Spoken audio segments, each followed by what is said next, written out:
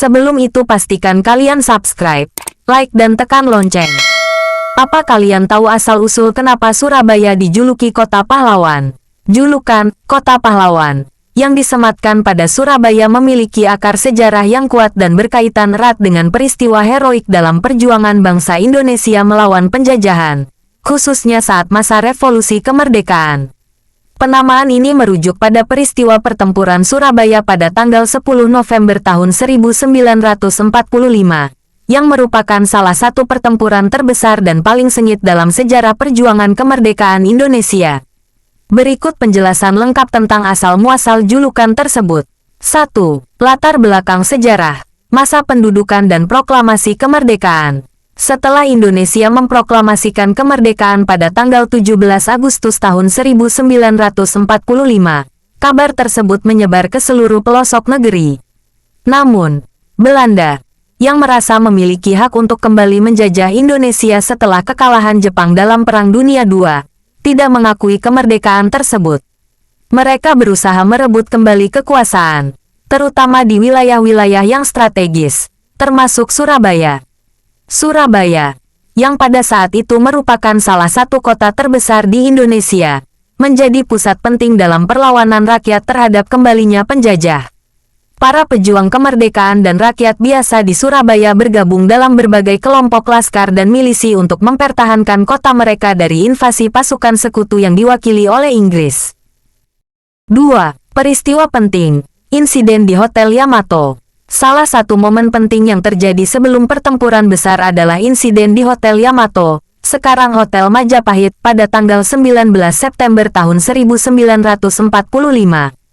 Insiden ini dimulai ketika sekelompok orang Belanda menaikkan bendera merah putih biru, bendera Belanda, di atas hotel tersebut. Tindakan ini memicu kemarahan rakyat Surabaya karena dianggap sebagai penghinaan terhadap kemerdekaan Indonesia. Para pemuda Surabaya, dipimpin oleh Sidik, Haryono, dan Mustopo, segera menyerbu hotel tersebut, menurunkan bendera Belanda, lalu merobek bagian biru bendera itu sehingga hanya menyisakan merah dan putih, yang merupakan bendera Indonesia. Tindakan ini menunjukkan tekad rakyat Surabaya untuk mempertahankan kemerdekaan mereka. 3. Pertempuran Surabaya, tanggal 10 November tahun 1945. Pertempuran besar pecah pada tanggal 10 November tahun 1945, setelah terbunuhnya Brigadir Jenderal A.W.S. Malabi, seorang komandan pasukan Inggris, pada akhir Oktober tahun 1945. Pembunuhan ini memicu kemarahan pihak sekutu, dan Inggris mengultimatum rakyat Surabaya untuk menyerah dan melucuti senjata mereka. Namun, ultimatum ini diabaikan oleh para pejuang Surabaya. Pada tanggal 10 November pasukan Inggris yang dilengkapi dengan tank, artileri, dan pesawat tempur melancarkan serangan besar-besaran ke Surabaya.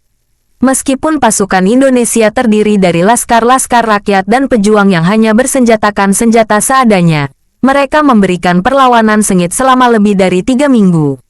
Banyak pahlawan yang gugur dalam pertempuran ini, namun semangat juang mereka tidak surut.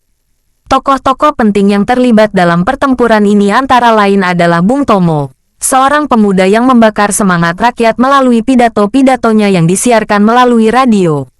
Bung Tomo menjadi simbol perlawanan rakyat Surabaya, dan seruannya, "Merdeka atau mati," menjadi semboyan perjuangan kala itu.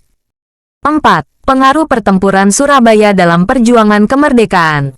Pertempuran Surabaya, yang mengakibatkan ribuan korban di pihak Indonesia, menunjukkan kepada dunia bahwa rakyat Indonesia siap berjuang habis-habisan demi mempertahankan kemerdekaan mereka. Meskipun secara militer Indonesia kalah dalam pertempuran ini, perlawanan rakyat Surabaya menginspirasi pergerakan kemerdekaan di berbagai daerah lain dan memperkuat tekad bangsa Indonesia untuk merdeka. Pertempuran ini juga menarik perhatian internasional, terutama dari negara-negara yang mendukung kemerdekaan Indonesia.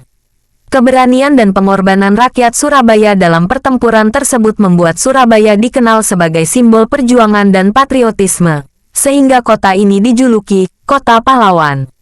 5. Peringatan Hari Pahlawan. Untuk mengenang peristiwa heroik tersebut, tanggal 10 November diperingati sebagai Hari Pahlawan di Indonesia. Pada hari ini, Bangsa Indonesia mengingat para pahlawan yang telah gugur dalam perjuangan mempertahankan kemerdekaan, khususnya mereka yang berjuang dalam pertempuran Surabaya. Monumen Tugu Pahlawan yang berdiri di Surabaya juga dibangun sebagai simbol penghormatan kepada para pahlawan yang gugur dalam pertempuran tersebut. Monumen ini menjadi salah satu landmark penting di kota Surabaya dan menjadi tempat peringatan resmi setiap Hari Pahlawan. Kesimpulan, julukan Kota Pahlawan untuk Surabaya lahir dari semangat, keberanian, dan pengorbanan rakyat kota tersebut dalam mempertahankan kemerdekaan Indonesia, terutama melalui pertempuran Surabaya yang terjadi pada tanggal 10 November tahun 1945. Peristiwa ini bukan hanya pertempuran fisik, tetapi juga simbol dari tekad bangsa Indonesia untuk merdeka. Semangat kepahlawanan rakyat Surabaya terus dikenang hingga kini, menjadikan kota ini sebagai simbol nasionalisme dan perlawanan terhadap penjajahan. Sekian dari channel Kasih Info. Kita ucapkan terima kasih sudah menonton. Semoga video ini bermanfaat. Jangan lupa like, komen, dan jangan lupa subscribe kalau belum, dan bagikan videonya ke yang lain.